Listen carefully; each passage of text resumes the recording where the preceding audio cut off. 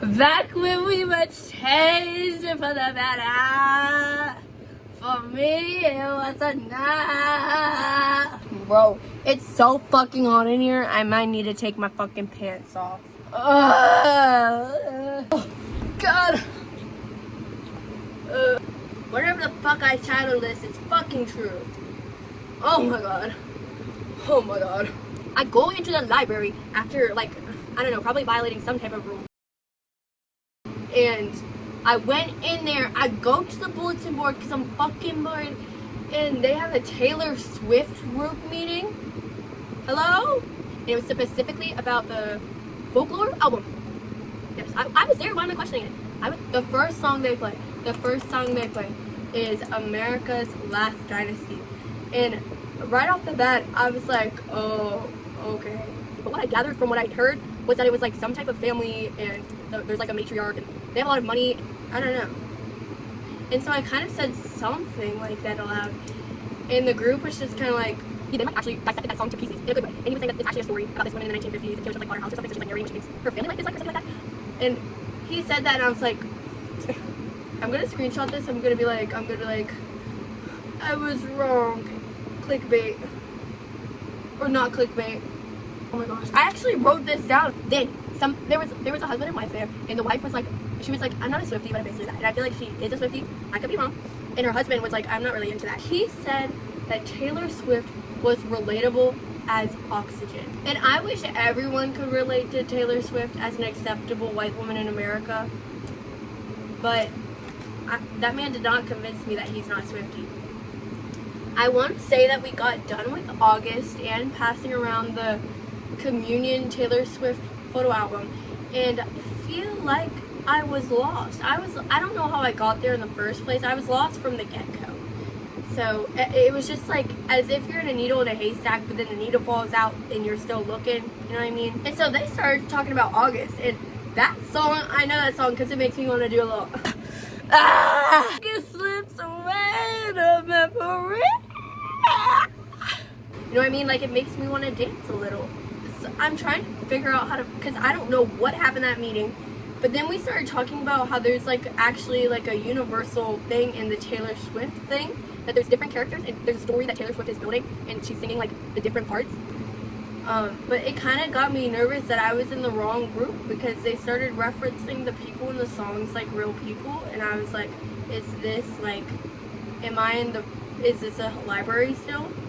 And obviously I'm not trying to clock the Swifties, just sometimes they like, I think it's like the culture of Swifties I don't really like doing. Like, I think that is really cool and such like a creative thing to do, to make this storyline in all of the songs, or not all of them, but a lot of the songs in the album are about the different characters from the different points of view.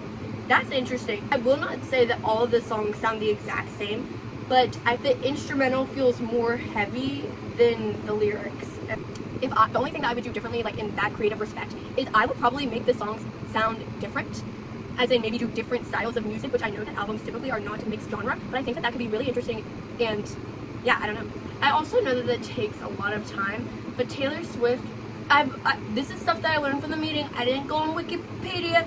They said that Taylor Swift makes albums every 2 years, and I think it would be better release albums less often. And obviously I know that Taylor Swift started out the country, kind of did some songwriting stuff, and they did pop, but I think like the specific songs need more variety. Or no, the husband and the wife kind of both said something like this in the group. They were saying that they felt the power of teen angst coming from the Folklore album, reaching out of their chest and just, But I would not consider Taylor Swift teen angst. Taylor Swift is not teen angst in the way that like a chain smoker, skateboarding 17-year-old boy is, or in the way that Serena Van Der Woodsen is low-key a sexaholic and alcoholic. I think it's just, I don't really associate her music with teen angst, because I feel like the baseline of the emotion of her music is not something that relates or provokes anything out of me.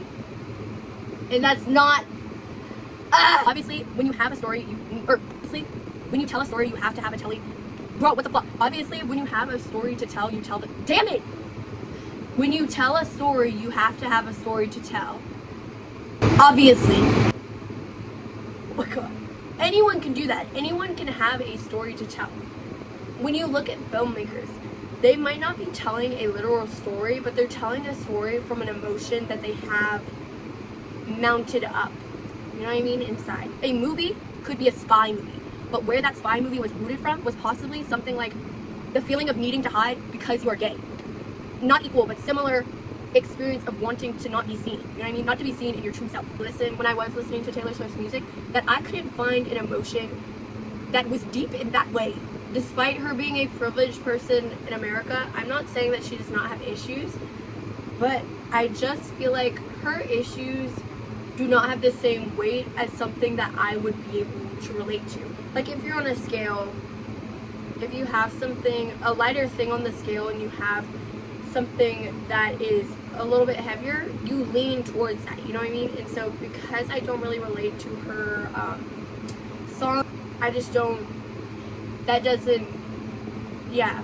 Obviously everyone goes through heartaches, everyone goes through companionship and that kind of thing, but I think that the way that she portrays it and that emotional weight and like the references in her songs for the certain demographics that she appeals to or the demographic she's in with, that she's in, I don't really, it doesn't provoke me in a good or bad way. And one thing that they wrote on one of the books was she is constantly reinventing herself but still remaining authentic. And I think that's, obviously, that's a really good thing to especially teach to young girls.